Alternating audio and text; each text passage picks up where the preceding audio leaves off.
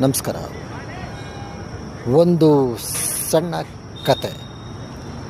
ಒಂದು ಸಲ ಹುಲಿ ಒಂದು ಕತ್ತೆನ ಸಿಂಹದ ಹತ್ರ ಕರ್ಕೊಂಡೋಗುತ್ತೆ. ವಿಷಯ ಏನು ಅಂದರೆ,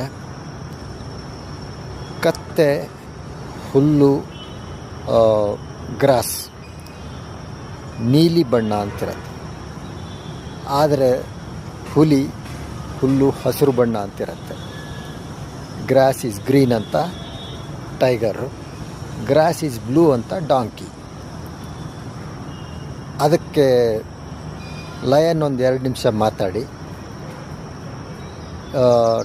ಟೈಗರಿಗೆ ಬೈಯತ್ತೆ.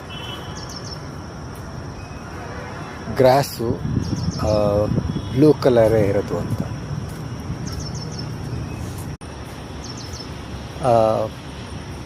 ಮುಂದೆ ಕಂಟಿನ್ಯೂ. ಸಿಂಹ ಆಮೇಲೆ ಹುಲಿಗೆ ಲಯನ್ ಟೈಗರ್ಗೆ ಹೇಳತ್ತೆ, ಕತ್ತೆ ಹುಲ್ಲು ನೀಲಿ ಬಣ್ಣ ಇದೆ ಅಂದರೆ ಹೌದು ಅಂತ ಹೇಳಿ ಬಂದುಬಿಡಬೇಕು, ವಾದ ಮಾಡಬಾರ್ದು.